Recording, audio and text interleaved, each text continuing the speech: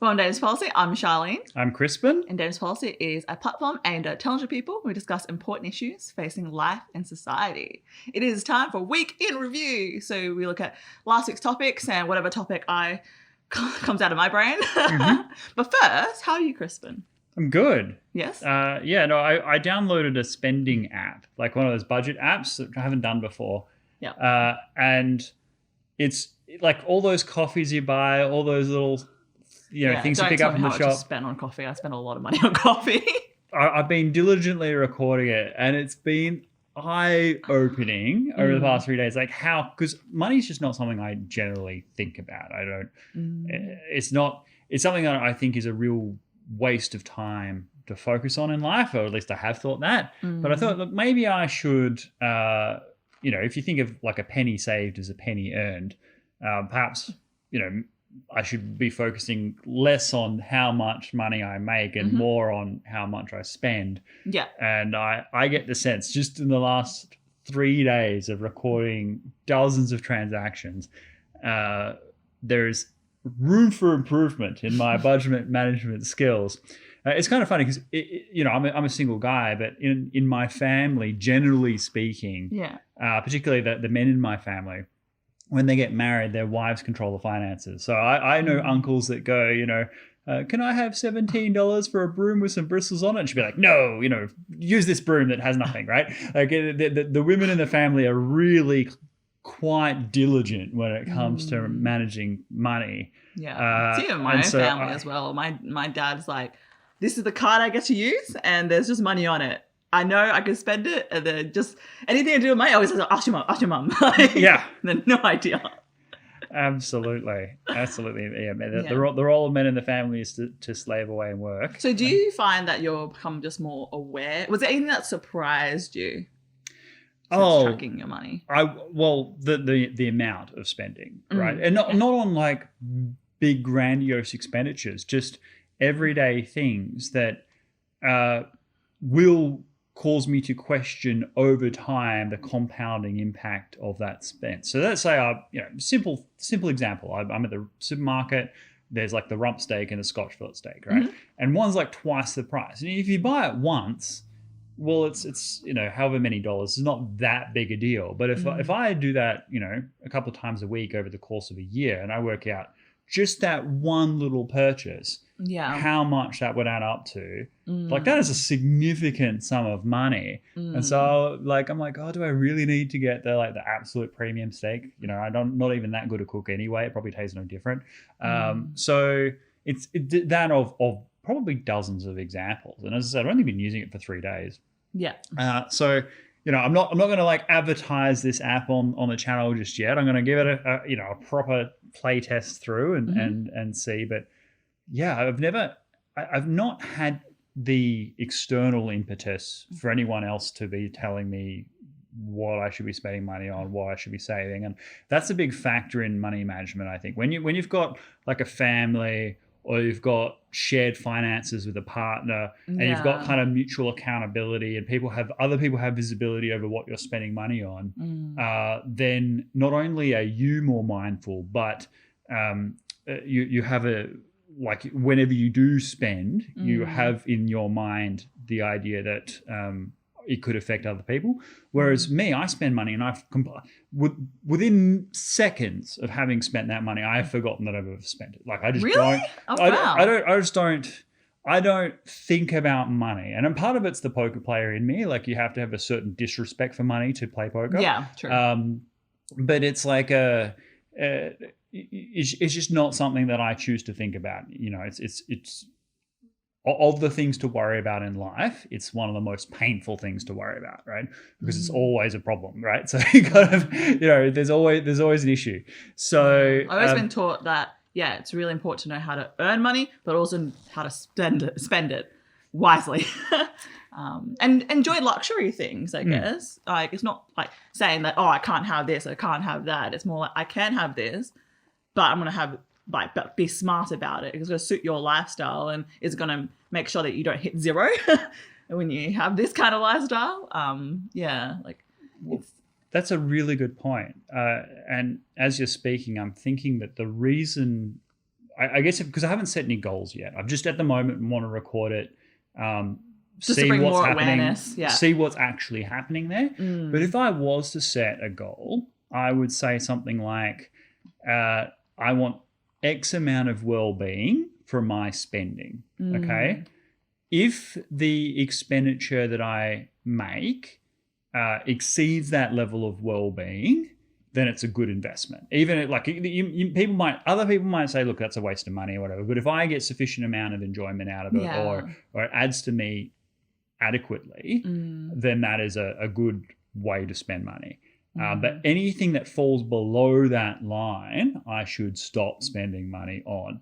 And at the moment, I'd be spending a significant portion of my income on things that would fall into that box. Things that I just don't, in that moment, don't care enough about to get beyond the immediate gratification. But if I was to look at it over the space of a year and go, all right, has the accumulated benefit I've derived from this purchase equaled the benefit that I would have had from saving this much money? If the answer to that question is no, then I shouldn't be doing it.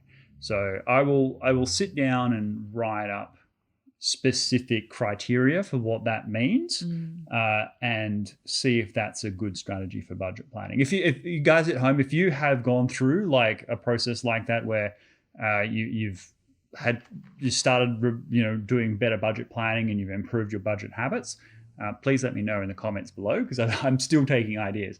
All I would say is that there is nobody else I've lived alone for a long time. There's nobody else in my life that has any bearing on my financial decisions on a day-to-day basis. So I need to have that greater structure in place if I'm going to have good financial skills. Yeah. I'm going to pause there quickly, Mama.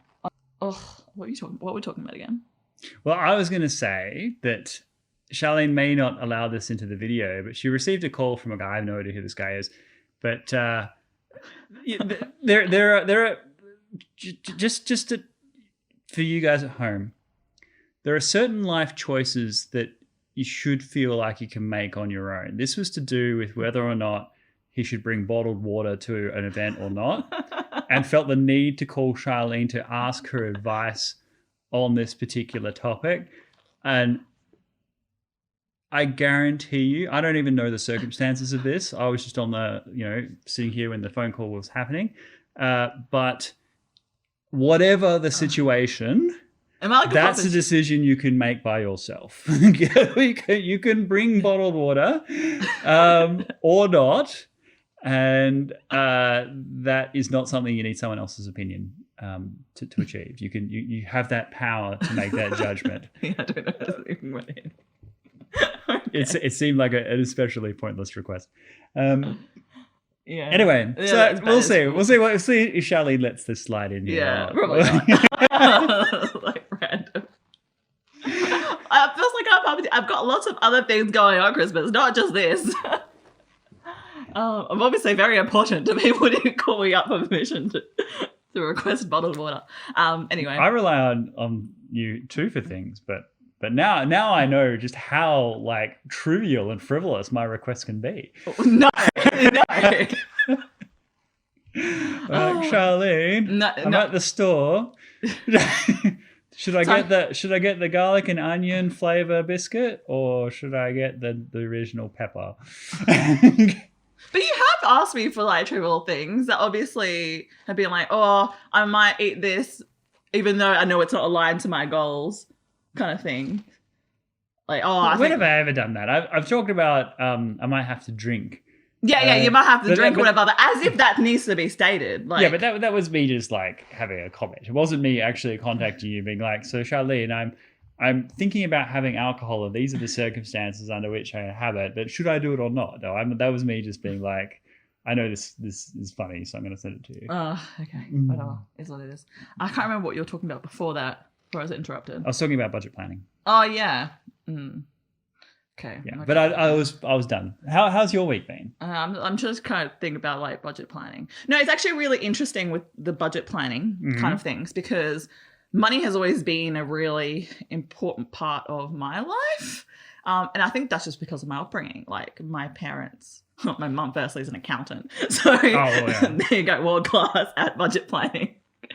and has always instilled in me good money habits and what it's like to have no money, that kind of thing, and really think about every decision I make when I do. So that's a touch point, I guess. How have I been? Well, even though you're on a diet, I've been cooking a lot more, and I'm trying to experiment. We've got this machine that has different attachments, and I'm making ice cream from scratch. It was my first time I've ever made it. Oh, yeah. But I just follow the recipe. It's really easy. I was like, wow, like it's a 2-day process. You have to freeze things and make things cold, and you mix it together, and then just magic happens. So now I'm thinking like what else to add. So I just did plain vanilla this time, but I'm just trying to, I'm going to experiment over the next couple of weeks for my brother's birthday. That's a family tradition we always do, is like, instead of buying each other presents, we cook each other stuff. And I'm going to challenge myself to cook some really nice dessert. And he's also getting dry aged meat, because why not? But that stuff is really hard. Have you ever tried dry aged meat? Like drying meat? Yeah, dry aged meat. No. So it's like you put it in a bag and then you freeze it, and then like all the juices and stuff stay in it, but then a lot of the meat is wasted because of just the process of dry aging it. So you end up with like, you have this chunk of meat and you end up with like this. But I'm looking forward to that. But yeah, that and working. Unfortunately, I'm not a poker player, so I don't like spend my large part of my day not at a poker table, but more of a desk. The same sort of feeling.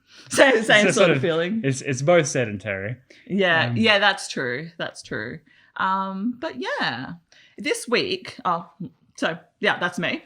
But this past week, we didn't touch on base on it last week in review, but Astravyets. Now, it's interesting that the Belarusian government or whoever funded the power plant to put it... So for those that haven't watched it, Astravyets is the name of a power plant the Belarusian government has built. It's now operational, but they've put it right next to the Lithuanian border. Yeah, I was about to say that. Yeah. So, Astravyets is interesting how the Belarusian government has decided to build a power plant right on the edge, away from the capital city, on the border of Lithuania.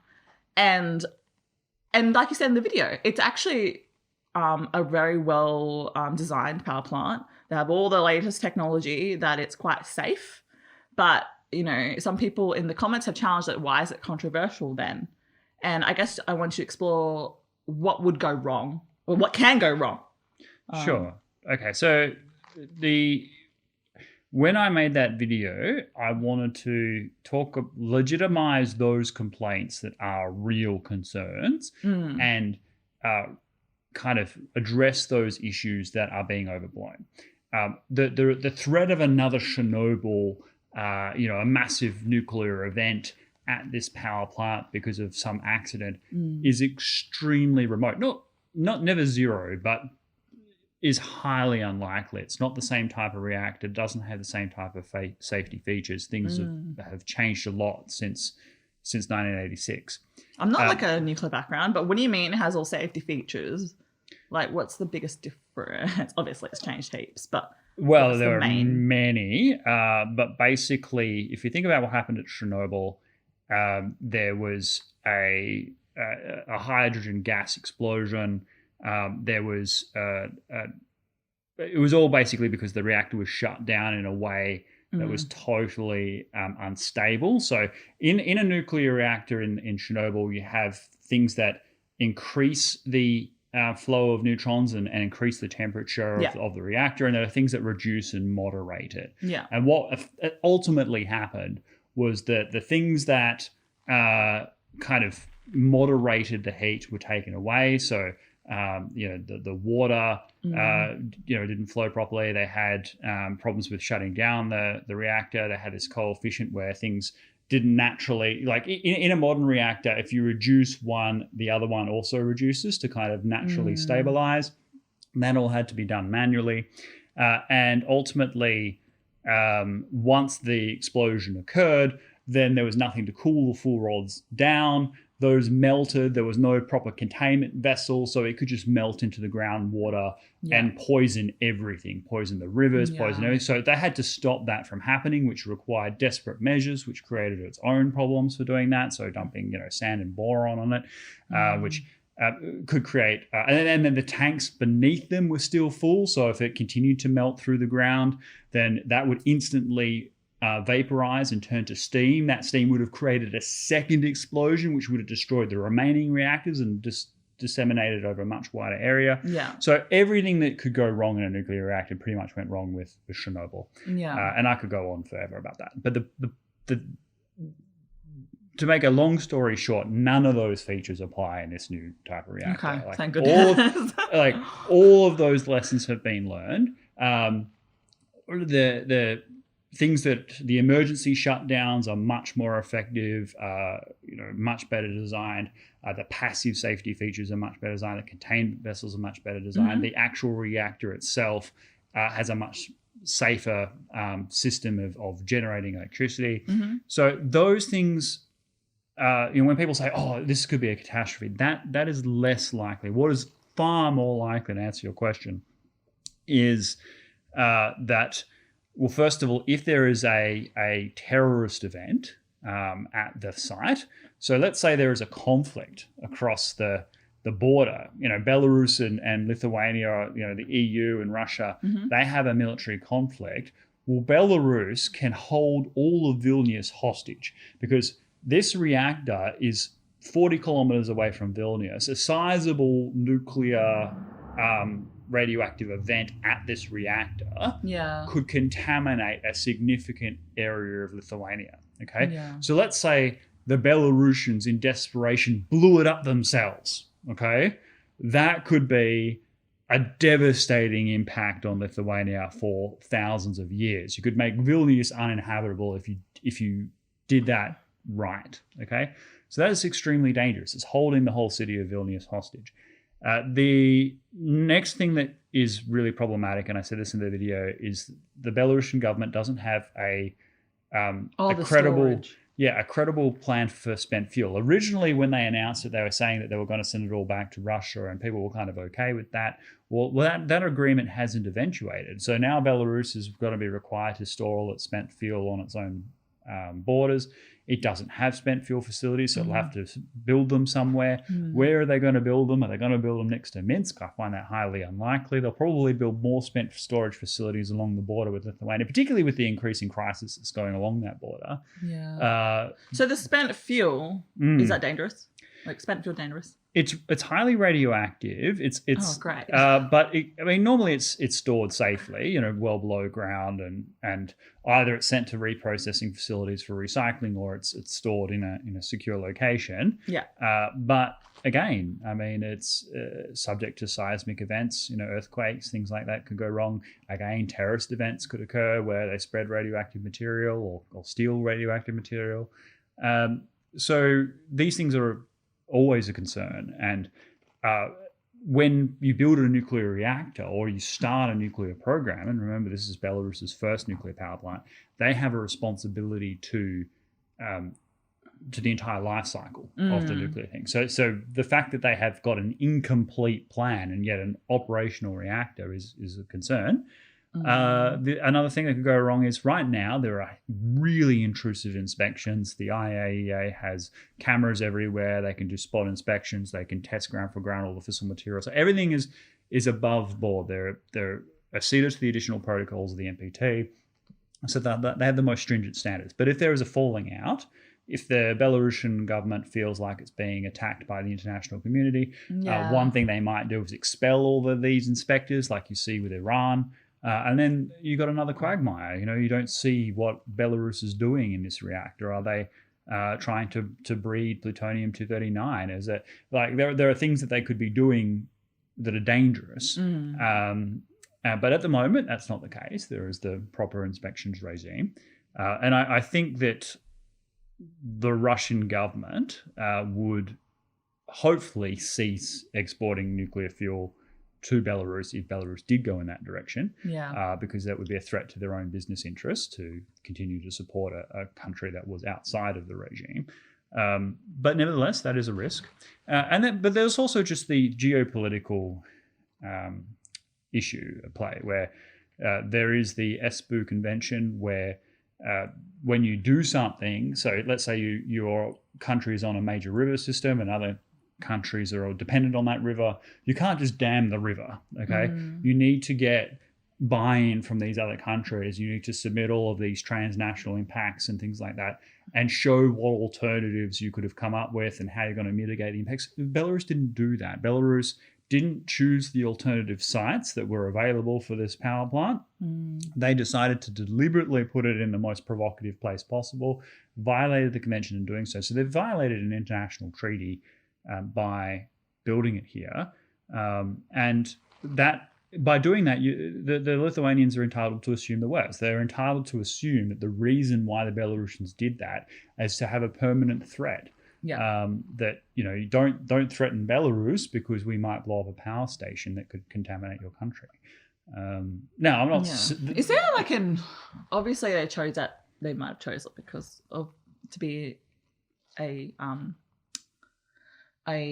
political weapon, but the environment to build a power plant, is there things they've got to take into consideration? Many things. So is it geologically stable? Like, if are you on a fault line for earthquakes? If so, how have you designed your reactor so that it can withstand that impact?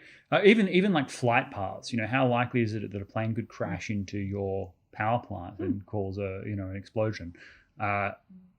Thousands of things that you must consider.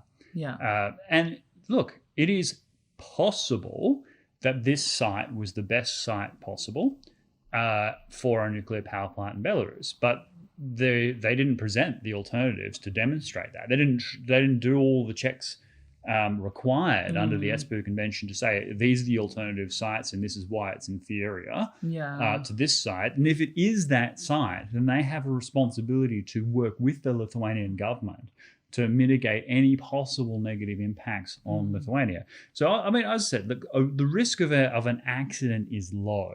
Okay, I personally, having reviewed the Generation 3 reactor type that they've employed, which is popular in Japan, the VRER 1200 model built by Russia is one of their very best. They have the same reactors in their own major cities. I would have no problem living and working there. I'd have no problem raising my family. I think that the exposure radiation would be low. Is the reason they don't talk is because their relations are kind of sour? Like, what's the relations right now? Well, Lukashenko is a dictator in Belarus, and Belarus is... I think there are two main things. One thing and they both could be resolved with enough commitment on all sides, but I don't think that's likely. So the first problem is the political problem. Lithuania is a beacon of liberal democracy, freedom, human rights. They really believe in the sovereignty of the individual, freedom of speech, rule of law, independent judiciary, real kind of Western civilization beacon, okay? And on their border, they have a country which is under a dynastic autocratic dictatorship under Lukashenko. He enriches his family, his son. He rules with an iron fist. He arrests political dissidents. He has planes forcibly land at a commercial airlines just to get up there and persecute some people that they think are on board. And Lithuania has rightly protected those who have sought to liberalize and democratize the country as a government in exile in Vilnius. So they have fundamentally incompatible worldviews. The Lithuanians are a democracy and the Belarusians are an autocratic dictatorship. So that's the first problem. Okay. The second problem is the history with Russia. Lithuania has a very painful past with Soviet occupation. And they have a very negative view and relationship with the Russian Federation. Belarus is essentially a client state of Russia. So Belarusians, the average Belarusian does not have the same view of Russia as the Lithuanians do. So even if Belarus was to become a liberal democracy tomorrow, they would still have a much stronger Slavic affinity with the Russians, that they would share, common sort of religion, common language, common, scripts and history and so on. So the Belarusians would still be close to Russia, even without Lukashenko. Okay, and so that kind of cultural disconnect between the Belarusian way of being and the Lithuanian way of being would persist even without that government barrier. So those are two major things that really challenge the Lithuanians. And also just the geopolitical threat that as Russia continues to threaten the sovereignty of the Baltic states, Estonia, Latvia, Lithuania, well, one of the possible frontiers is the border between Belarus and Lithuania. Because even if Belarus doesn't pose a military, I mean, it could, but even if Belarus itself didn't pose a military threat to Lithuania, Russians who are occupying or traveling through Belarus could absolutely be a threat to Lithuania. So, so those are the three main overarching things that create this geopolitical fault line where a nuclear power reactor is sitting right on top of it. Oh my gosh, no wonder like Lithuanians are nervous. I'm nervous just hearing about it. Yeah, it's a very provocative move. And what's more is Belarus is continuing to escalate. So they've put this nuclear power plant on the border and they have now boat loading, flying in refugees from and I use the word refugee lightly. These are not people who are vetted UN refugees. These are people who are migrating from Turkey, flying them into Minsk, busing them off to the Lithuanian border so they can flood the EU. They're doing this for geopolitical purposes. This is a bargaining chip. They're trying to... what are they trying to get out of it? The same thing that the Turks were trying to get out of it. The Turks did the same thing with Greece. When Erdogan was being criticized by the international community for what he was doing in Syria, what he was doing with the Kurds, the Turkish support for Azerbaijan in the war between Azerbaijan and Armenia. Turkey was sending them all kinds of drones. Well, the criticism of Turkey, the Turks were saying, look, if you criticize us, we can retaliate. And one of the ways in which they were retaliating was sending thousands and thousands of migrants to Greece and just flooding the EU. They're saying, look, you rely on Turkey as a crossroad between East and West. We're on the Bosphorus. We control all of Anatolia. We're a significant player in the separation between Asia and Europe. And therefore, if you don't take our interests into consideration, if you choose to criticize us, we're going to make your life harder. Yeah. And the Belarusians are taking a leaf out of that playbook. I don't think it's going to work in the same way because Turkey is a significant country and it does have a lot of complex things going on, whereas Belarus is a client state of Europe in what is otherwise a strategic backwater if we're talking about the US and China.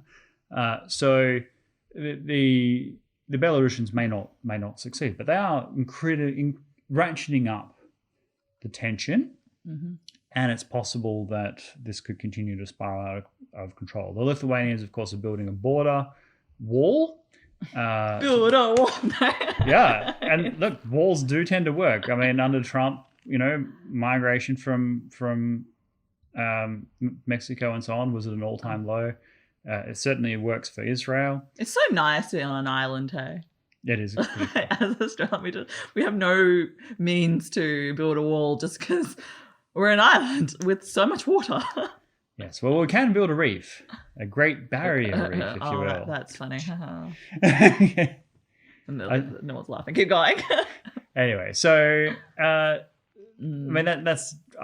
I'm worried that this flashpoint could get out of control, and I'm also a bit concerned about some of the rest of the European countries, because if we take the Astravyets power plant for example, Lithuania tried really hard to get people's attention on this subject, to say, look, we are really concerned about this. This is a key matter of national interest. And quite often, the Lithuanians will point to something of moral conviction, either this power plant or what's happening with China or something that's happening in some other part of the world. And they say, look, we all need to, as Europeans with a common set of values and identity, adopt a common position. And all too often, they're ignored. And I think that this is incredibly short-sighted for the rest of Europe, because two things will happen. One, down the line, things will go wrong with these issues, and then the rest of the politicians at that time and place will be looking at the cheap last-minute solution to try and get out of some terrible disaster that could have easily been avoided. And secondly, if you persist in just disregarding the major core interests of your smaller players and the decline of the European Union, which is already underway, is just going to accelerate. You'll get a degree of discontent from Lithuania. And I can already see, and I'll do another video on this actually, the psychological split between the traditional NATO allies of Western Europe and the new NATO EU members of Central and Eastern Europe. So during the Cold War, the line was between West and East Germany. You had France, England, Spain, all of that in the American side. Yeah. And then you had those occupied by the Russians and Soviets on the eastern side. Now, after the Cold War ended and NATO and then eventually the EU expanded, you have very different mindsets about what the EU and the NATO powers are supposed to accomplish. So for the Western Europe, security is about terrorism, about Islamic, issues, promoting security around the world. Whereas for Poland, for the Baltic states, there is a legitimate fear of actual occupation and invasion because this has happened before. And they're focusing much more on their national identity and national sovereignty. And this is different again with the EU. The EU is about pan-European identity and being a supranational European state. Well, the Eastern Europeans don't want that. They've only just achieved their national sovereignty and national identity. They want to preserve those things that are unique about being a Lithuanian or being a Latvian. They're not as interested in their pan-European self. And this is particularly true of the Poles. So because Poland itself has had it even worse. They were taken over by the Nazis and by the Soviets at the same time. So their sense of nationalism is much stronger than is the case in, say, Portugal. So I worry that these issues, I talked to one power plant in a particular remote border, and then, some refugees flying across that border, which hasn't happened before. Yeah, but what you permit, you promote. So if they're just going to ignore this as like, a one-off case, then it's just going to welcome Belarus, we're going to do it again. That's a beautiful quote. I reckon that's great. Yeah, what you permit, you promote. That sums it up. Yeah, so we'll watch the space, definitely report on it. A big part of Australian culture is our sport. It brings all these different cultures together, regardless of your political leaning. Like, you're just there to enjoy a good game, and also there to, go with your friends and, just rip on each other and just enjoy the sport. So when I heard that it became political, I'm just really shocked, but not. Yeah, and like, how does somebody, like, it just boggles my mind, like how quickly things can escalate when you have with your own political ideologies, and how that influences, I guess, your own, how to explain it.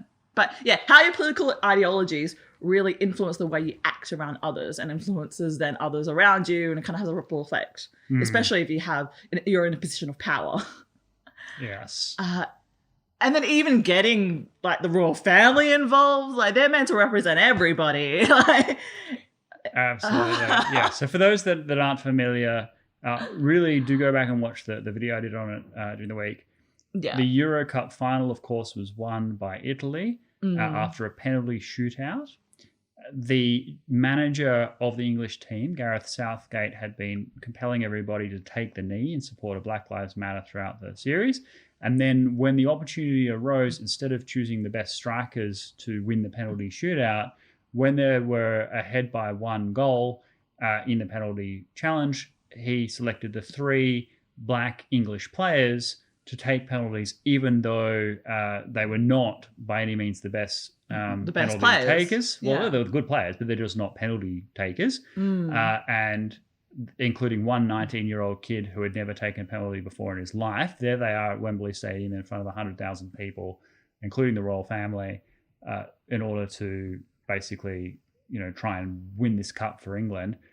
And of course, they all failed as a consequence of Gareth Southgate's poor decision. So imagine you're the manager of the English team, It's not your role to basically appease a certain crowd. It's your role to win the game, right? Like you should be able to separate those two things. You would think so. Right. Yeah, he had this dream that if you if a black guy won the winning penalty in front of the home crowd, that the diversity argument will have been won, because he'd been running this virtue signal grift the entire time, insisting that taking the knee was a necessary part of healing in the UK, and as a consequence. So social housing, but keep going. Well, there's just so many other things. So one thing I didn't mention in the video, and I have mentioned in others, is that the government of the UK recently completed an inquiry, major inquiry, into systemic racism in the United Kingdom, run by black, Jamaicans and so on. And the conclusion was overwhelming, based on extraordinary detail of evidence, that in fact the lowest performers, the most prejudiced in the British society, is the white working class boys, who were failing across the board relative to pretty much every other diversity group, and that there is no such thing as systemic racism in the UK. And that is true. There's never been slavery. The slave trade was abolished by the British Navy. The British have been the least racist group of any country. No, Crispin, that doesn't make headlines, Crispin. Yeah, well, until Gareth Southgate introduced race, right? Like he's the one drawing attention to race by forcing it upon people, by saying that race is an issue in sport. No one had thought that before he had decided to do it. But the funny thing about the take the knee kind of ritual is it's like people talk about it as if this is Animal Farm or 1984. People talk about it as if this is something they've always done. They've always taken the knee in support of Black Lives Matter. This is brand new. This is something that's happened in the recent months. And no one had consciousness about race in sport in England until such time as it was done. And then imagine you're the English manager, and you're in this incredibly high powerful kind of pressure cooker position of a penalty shootout, the most important penalty shootout of anyone's career. And you've got Grealish, an incredibly effective player, who comes up to you and says, look, I want to take a penalty. Confident, strong track record, one of your best strikers. And you say no. Why? Is on the basis of, they haven't played well this game, or you're worried that they're sporting an injury that might, or they haven't taken good penalties in recent weeks and months. No. It's because you've got black players, so you are selecting on the basis of race to win the match. So the only racist person in the entire field of Wembley Stadium was the manager of the English team, who decided that he would select his players on the basis of race. I mean, that should be prosecuted.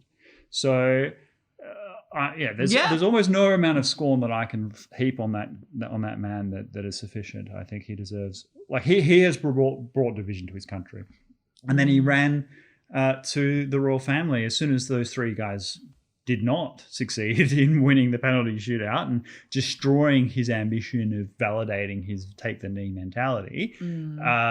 And claimed that they were all being subjected to mass racist abuse, which was not true. And Prince William, who of course has been getting a lot of criticism from tabloid press about Meghan Markle and the racism experienced by her and her son Archie at the hands of the evil Queen Elizabeth and the rest of the family, he of course was hypersensitive to criticisms of racism. This was a moment where he probably felt that he had to come out forcefully to be like, racism is sickening, won't be tolerated. Because if you didn't do that, then that would just open up another line of attack to say, clearly the royal family are supporting racism. Then they were racist towards Meghan Markle. They're not supporting the black players who missed the penalty, who are subject to all this racist abuse online. Well, the racist abuse was a myth. So Gareth Southgate managed to manipulate the royal family as well as completely fail in his job as English manager. And I know I keep bringing him up, but he shouldn't be lionized. This is one of the most despicable figures in British public life. Yeah, today. can you honestly imagine people in power choosing things based on the color of your skin? Well, we see it every day now. It's just becoming more prevalent. And on the social media quip, like Facebook and Twitter have come out explicitly saying that we are creating these algorithms to delete accounts or delete tweets that promote these racist ideologies about that particular game. So all these thousands of accounts have been removed. So I don't know, like there's just so much other hate speech coming from different directions that don't get filtered at all. Well, the part that Twitter wasn't talking about was the proportion of those tweets that were emanating from within the United Kingdom. So if you've got the prince coming out and saying racism is despicable, has to stop immediately, you'd be thinking, okay, there is a serious problem in Manchester or Birmingham or Exeter or whatever. Yeah, you'd expect like violence or protests or damage to properties. But all of these tweets were coming from the Middle East. They're coming from places that have a lot of racism, just not racism in the context of the UK. So it doesn't fit the narrative. So they only report the snippet tweets received, not thing. And even those were very few. I'm going to do a video, and I was thinking about doing it this week, but I'll save it for a couple more weeks. I was going to do a video on free speech and are there any limitations? Okay. Now, there are limitations that I think even free speech advocates tend to agree on. You shouldn't scream fire on a plane when there is no fire. You shouldn't yell that you're going to shoot everyone up in the theater, right? Like that's real harm. You shouldn't be inciting a mob to go and burn down a house in front of someone's house. Like, Charlie Manson never killed anybody himself, but he inspired a cult to go and kill a bunch of people. So he's responsible for that. So there are limits to free speech in that respect. But the biggest borderline limit to free speech, I think, is Holocaust denial. There are certain countries in the world where it's illegal to deny the Holocaust. And I'll do a whole video. It's illegal to deny the Holocaust. So to say that Jews weren't murdered by the Nazis in World War II, right? In Germany, it's illegal. Austria, it's illegal. Israel, it's illegal. There's a few other countries where it's illegal. And you can be prosecuted and sent to prison for it, and people have. Even in that case, and as I said, I'll do a whole video on it because I think it is the most borderline case, and I like to deal with the difficult subjects. Even in that instance, I don't think you should be prosecuted for saying it. It's one of the most abhorrent things to say, but I don't think it should be. You shouldn't use the coercive powers of the state to persecute someone who expresses such a view. Okay. Yeah. And I'll explain in detail in that video why. But if we're talking about just now, if I think of that as being the borderline case, right, that's really pushing it, where you could be creating real harm by saying things like that, even then I don't think you should do it. Well, then everything below that level is trivial. So if someone says something, hateful online, I mean, so what? They always get advice saying like you actually have the choice to be offended. Like you actually have that choice to actually care or not. And I feel like if you become quote unquote victimized and want to be offended, well, it's actually your responsibility too. It's kind of like, yeah, so what? So what? They have a different opinion to you. So what if they don't like the way you look or whatever? Like, it is trivial, actually. And yeah, you're right. If you set the bar that high and say, like, okay, even then, like, you really shouldn't be persecuted, then yeah, the rest of it's like, yeah. And this is me thinking that such a statement is abhorrent, right? Like, denying the Holocaust is a tactic used by people that hate Jews to deny history, to glorify Nazi ideology, to say that they've kind of been vilified by history, and to open up attacks against Jews today who they feel are using the Holocaust to justify illegitimate actions in the present, right? Yeah. So it's a particularly pernicious line of lies to say that the Holocaust didn't happen. And so I do think of that as the borderline case. Yeah. But even then, I feel like on the balance of harm versus reward, cost and benefit, you should err on the side of just letting these idiots say what they have to say and challenging them in the marketplace of ideas, not bringing the weight of law down upon them. Because, I mean, there are many reasons, but the first reason is if you persecute someone for a particular viewpoint, then you're giving it a legitimacy it doesn't deserve. Because as the great George R.R. Martin said in his book, if you cut out a man's tongue, you're not proving him a liar. You're just telling the world you fear what he might say. And by saying it's illegal to have a particular view and to express that view, then what you are saying to the world is, we're not able to have an open dialogue about this, which would educate people who may not know. Like, let's say... That kind of reminds me of, like, how Friendly Jordies getting challenged by that politician and getting sued for defamation. And he's like, it's free speech. Like, bring it on. Sure. At a low level, running for it. And again, like, if it did go through, that actually sets a precedent to like, in terms of like, can you criticize political figures or whatever? Like, yeah, I mean, I sympathise with his position. So Friendly Jordies, for those that don't know, is an Australian commentator, young guy who is a left wing political commentator online in YouTube. Now, I don't like his videos, not because I don't like his views. I just find his videos very intense. Like, they're so hyper. They're like a polar opposite to you, Crispin. Yeah, I try and explain issues and like, I don't mind sarcasm, but that's all he's got. That's my view. Like, he just to sit down and have a proper dialogue with him, I'd be very interested to have a conversation. Yeah, but watching his videos is just too intense. So I don't. I love them. Anyway, go. yeah. I don't follow him for that reason. There are left wing political commentators that I do really love. Jimmy Dore be the top of the list. Is a left-wing comedian, has a great YouTube channel. I respect him a lot. Yeah. Kyle Kalinske is hit and miss. He's the someone I used to follow quite a lot 5-6 years ago, but I think now he speaks to his audience a little bit too rigidly. So even the problem with Kyle Kalinske is that and for those that don't know, go look him up. He's quite a prominent left-wing political commentator in the US.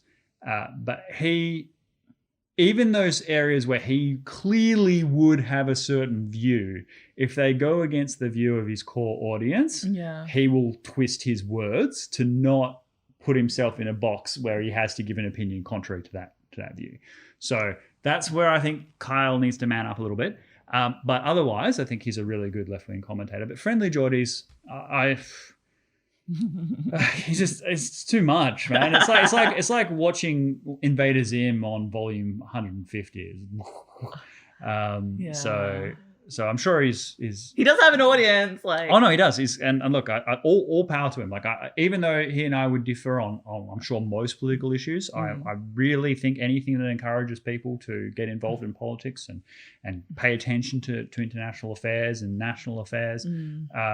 As an Australian commentator who has a YouTube audience, great. And any attempt to censor him is foolish as well. I know, and wrong. then, like, it's so powerful. Like, Funtertainment's probably the thing I coin it is that if you can make Funtertainment fun education, or whatever, if you can make education fun, the way he does it, and like, you know, open up minds, even if it's a differing view, it's still I view the high value in the most ridiculous ways. But yeah, I'm just saying, it is stupid. It is really stupid to censor someone like this because, again, he has a huge following. It just, like the whole tongue thing, you just chop it off, but you just set a precedent that you're actually bothered by what he's saying. Yeah, well, you draw attention to it, obviously. You are. I mean, it's strategically inept as well as being ethically wrong to try and censor something like that. But picking up your point about funtertainment and making education fun, I would invert that, and I think it's a real shame what you've said. Not why that you said no, not what you've said, but the fact that a lot of people think that way. That education should always be fun, naturally. Education is a really exciting thing. We make it not fun through our school system. Oh yeah, Right. schools. So it shouldn't be. You shouldn't have to make education fun. You just have to make it not tedious as f. Right. Right. And people through their natural curiosity will engage with that material. So for example, when we do this channel. And we say, look, it's for intelligent people. Well, it's hopefully a highly accessible channel, right? Hopefully every person at home, is doing the dishes or whatever, can listen in and understand and follow what's being said and develop their own opinion. Like I give you my view, but I'm very candid about the subjectivity of my perspective. I have a liberal mindset. I have a democratic mindset. I have a sovereignty of the individual mindset. And free speech mindset. And so that's my bias, right? And I will present that perspective. And when people listen to it using their own critical thinking skills, should hopefully enjoy the content and agree or disagree without prejudice. Okay, they don't have to hate me for that. If they have a different view, they might do. But hopefully they're enjoying it. Whereas at school, I mean, as Mark Twain once said, the best way to destroy a kid's love of learning is to send them to school. It is school is so boring. Really. And I used to love to go to school, but when you actually go into real life, like life is school. Like you make to learn the most, you make mistakes and keep making them until you make less, kind of thing. But I guess the reason I say I can't remember the actual term, but it was basically educational entertainment. It was basically making it people learn without even thinking they're actually learning or actually feel like they're going to school. Yeah, that's how it should be. That's how it should be. And hopefully, I'm gonna be self-critical, but that's why I do like the pace of Friend and Jordies or videos like that have a very rapid pace. Because you're like, oh my god, what's next? Look, I don't mind punchy, hard-hitting things, but he talks. He don't talk rubbish, but it's great. He talks rubbish, and he just his form of sarcasm is especially neurotic. I don't know. That's he's put it this way. It's not to my personal taste. There are other left-wing commentators that I find more digestible. But as I said, congratulations to him. Great joy to his audience, and I wish him every success. But don't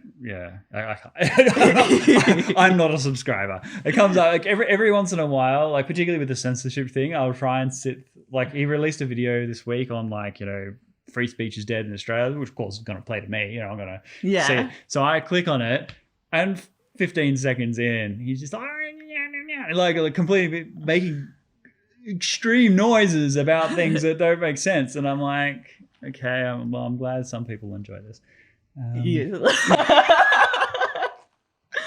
Another video you did was about babies, and we're having less of them. And fewer. Yeah, we're having fewer babies, right? Just because the pandemic, people expected that, people can spend more time at home, they can get more babies, and sorry about the alarm in the background. Yeah, that's fine. Yeah, it's the baby alarm. It is a alarm. We're in a crisis. And we had some really interesting comments from this video. I really like the comment from the Big Red Bear. Yep. Basically saying that I'm in my mid-30s, costs for housing, food, and other goods and services have become higher and higher. I have a reasonable income. I don't see how or why people would want to have children under these circumstances. And that's before you count the myriad other problems with parenting in the modern age. And I just have to agree. With everything going around and things costing more money, it's why? Why do I want to bring a child into this world? Okay. So thanks for that, Big Red Bear. And obviously, it's a massive challenge. And I've always been of two minds about this. On the one hand, the argument against that would be that even with all of the costs of living pressures, which are extremely high, we have much more physical abundance of wealth today than, say, our grandparents or great-parents did, who had many more children than the modern family structure would have. What I think has happened is that the expectations of parenting have changed. So if you go back a couple of generations, kids were kind of seen and not heard. They just sort of slotted into the family structure. The parents were the ones in charge. The kids kind of often looked after themselves. And the whole kind of raising of a family had a much more relaxed thing about it. You know, kids would go off during the day and come home at night. And just a different mentality. Whereas now you must raise prodigies.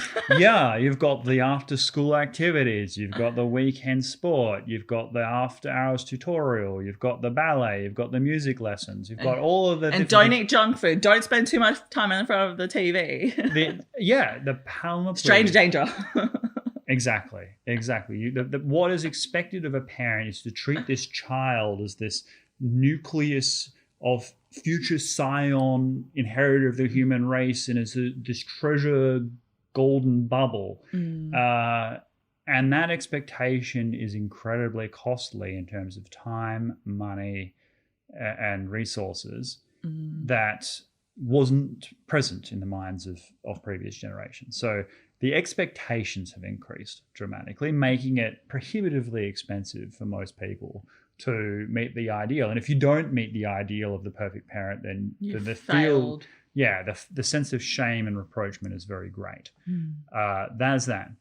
But then there is also just the legitimate practical things of when we have wealth in our daily lives, the goal is to create a better life for our children than we had, right? So to pass wealth down through the family. And if and we're currently one of the first generations where the baby boomer generation has disproportionate amount of wealth, and the accumulation of sort of Gen Y and millennials is so low that it is highly probable that we will be passing less down to future generations than we received ourselves. And that is a very psychologically challenging thing for a person to do and raise a child and still feel like they're a successful parent.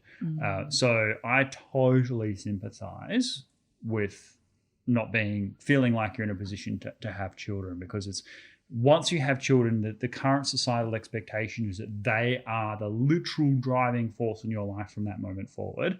And to an extent that's true and positive. It's not all bad, but it does mean that the choice of having a child is one that people can only make in these sort of utopian circumstances. And if you can't afford to get on the housing ladder, if property is ridiculously expensive, if you're in insecure work because people are moving more and more to casual labor, if your work is seasonal, if the COVID pandemic is impacting your certainty of income, absolutely. Why would you have a child? And I think that the comment that you've made there speaks to what millions of people across the world are now experiencing, is that why would I bring a child into this world unless I could give them, only one of two things can happen. I either don't succeed in giving them everything that I would want to give them as a parent, therefore I'm a failure, my child is missing out on opportunities.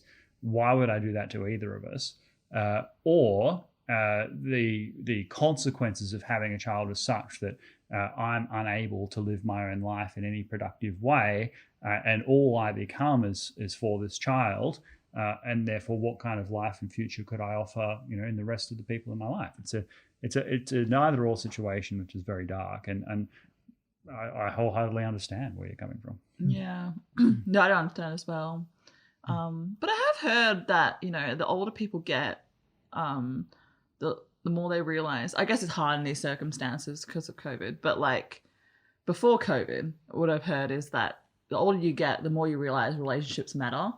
And then I've talked to many people saying that their family, the older they are, family is the most important thing in their life, and that actually having a child, it transforms their life in ways that they never would have expected. But I don't know. Yeah, it's and like money and wealth. There's only so much money you can make that'll bring happiness, brings comfort, definitely. But that's true. But one thing, Big Red Bear said that, and I'm assuming it's a guy, so that's what I got from the comments, but I could be wrong about that. If you're in your mid-30s and you're a guy, then the thoughts of children will definitely be on your mind. Like what I'm getting from that comment is that he wants to have children. He just doesn't feel able to be in that situation where he can provide for them in the way that he would want to.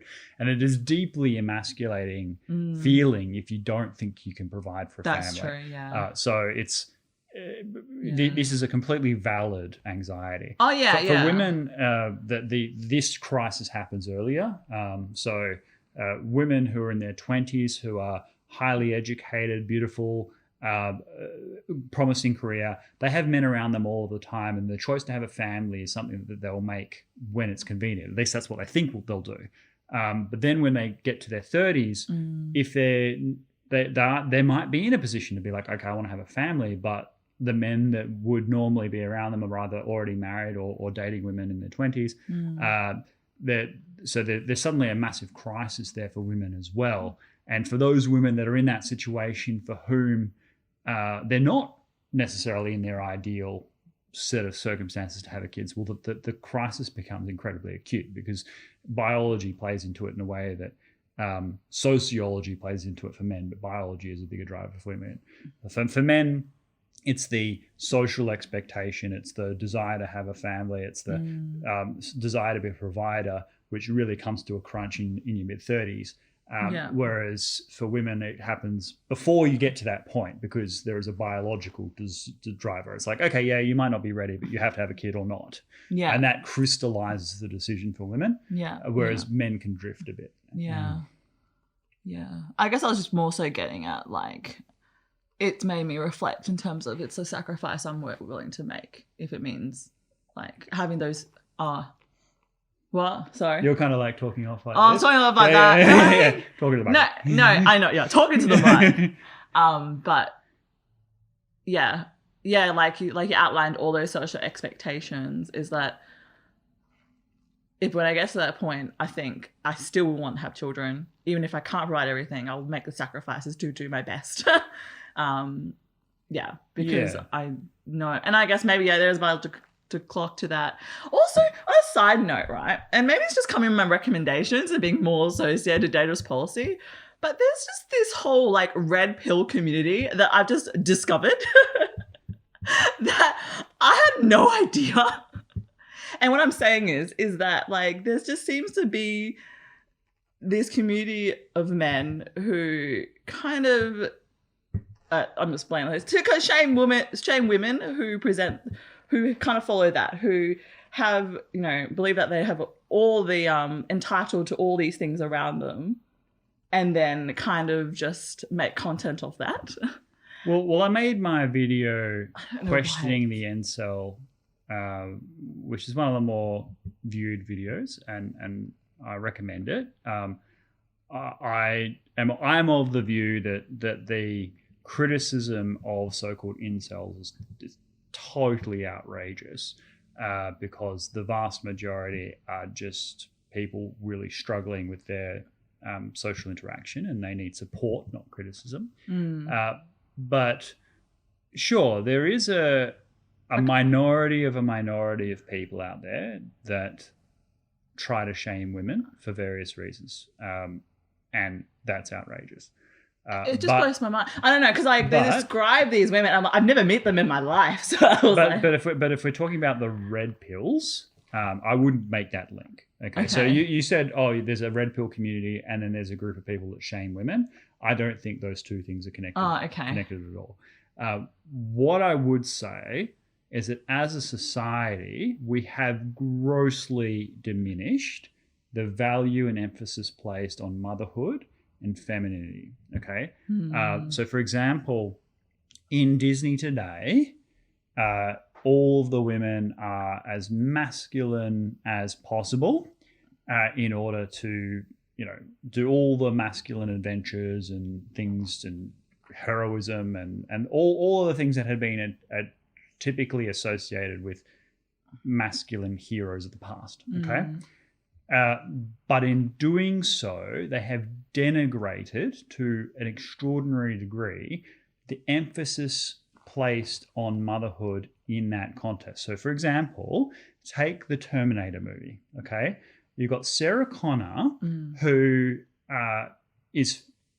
gives birth to the savior, or this is kind of very much a Jesus sort of thing. It gives birth to the savior of humanity. Yeah. Okay.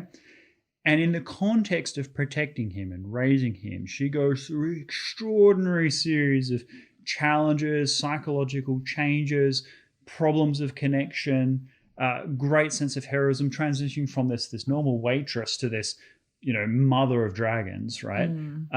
And that transition is one of the greatest human stories of our popular culture. Sarah Connor, played by Linda Hamilton, great actress.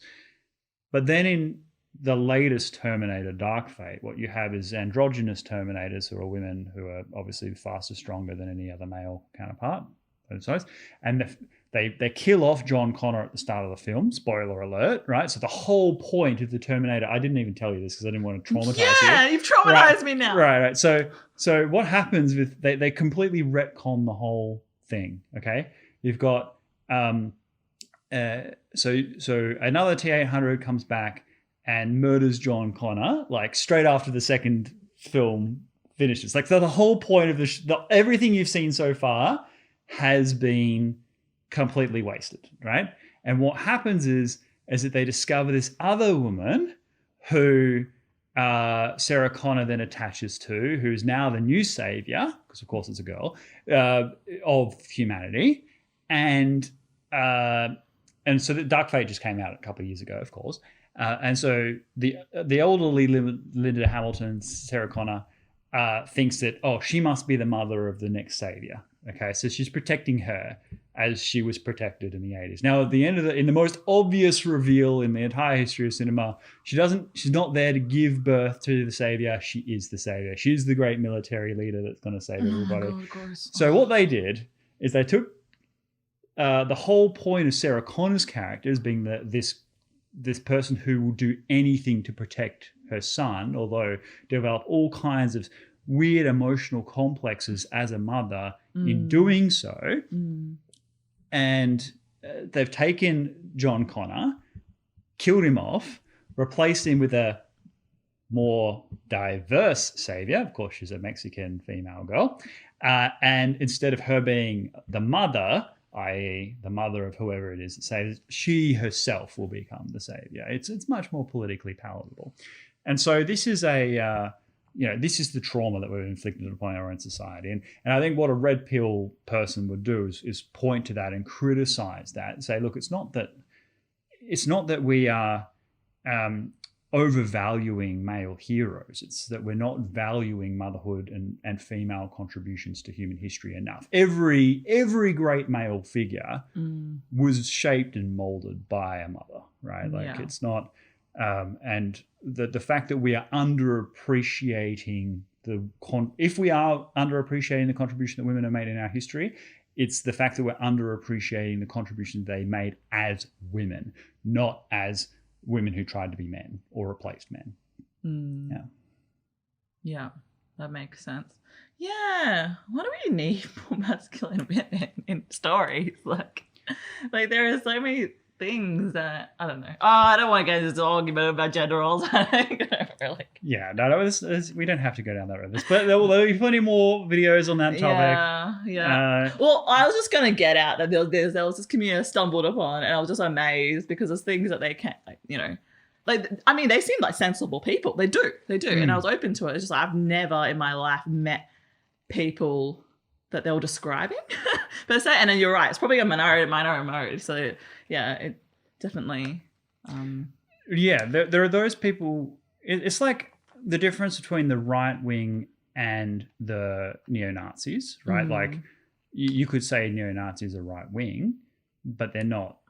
They don't encompass that value system at all. Yeah. Just as the communists wouldn't encompass the value system of someone who is a social democrat. Yeah, true. But you would say a communist is left wing, right? So you would say that someone who is, let's say, xenophobic towards women, right? Let's say, could be someone who people would describe as red pill, or in the case of a more apt description would be like, alt-right, extreme right type people. But what a red pill person is someone that is willing to question media narratives. And what I think the biggest thing for a red pill person would be someone who actually likes their society. Right. So I would describe myself as red pilled in that respect, in the sense that I think that Western civilization is a good thing. I think that the things that we've achieved culturally are positive, that our historical narratives are generally not the perfect history by any stretch. Terrible things have always happened in every society, but relative to most societies throughout history, Western cultures have done a lot of good things, made a lot of positive contributions, and we shouldn't feel ashamed of that. So that's what I would say is your typical red pill narrative. Now, someone can take that to an extreme and deny all negative aspects and say that nothing bad has ever happened and that women have never experienced prejudice or whatever and bias. That would be taking it way too far. Okay, I see what you mean. Which I would point to my video on ideology. Go watch that video, Why We Believe What We Believe. And the important thing to understand about that, the big message of that video is you have a healthy ideology if you can articulate where it goes wrong. Okay. What are the barriers of that? If you think that your perspective is perfect in every situation, then you have a dogma, not a critical thinking skill. Yeah, very true. Is there anything else you want to talk about? No, I think this is good. We've put in some good time, and we did have a cool introduction with my little spending app and everything. But yeah, no, interesting times. Hoping that things will start to improve. The world seems to be gradually scraping its way out of the pandemic, although Australia has low immunization at the moment, so we're still way behind. But on a global scale, things seems to be opening up. I'm with you on the sport and politics being out of sport. So to that end, even people that would agree with me on a whole range of issues, I would disagree with those people who want to boycott the Beijing Olympics, which will be the Winter Olympics in a couple of years' time. Even though I'm staunchly anti-CCP, I think sport is the one space that is sacred. The Olympic Games themselves is supposed to represent bringing everybody together, irrespective of perspectives. And thus, we can celebrate with the Olympic Games our collective common humanity. We can put aside all of our differences and have, healthy competition. So there is a strong movement right now to boycott the games. I know some countries already have. I don't support that. I think we should be there, compete our best in the best sporting tradition, and leave the politics at home just for a couple of weeks. Yeah, no, I agree. Protect our sport. Like, again, that's like the one thing I can't, even though I'm not really, really into sport, I can still jump in at any point and still feel like I belong there. It's just a unique space to be in. And it's so nice. Like in Australia, especially, we have the footy. Like everybody like goes, they like dress in all their like colours and stuff, ripping each other, but then like they're there to love the game. But yeah. All right, so that's all the time we have for today. Any questions, any feedback, please leave them down below. If you haven't already, please subscribe. We're on our road to 1,000. But yeah, otherwise, stay safe and ciao for now.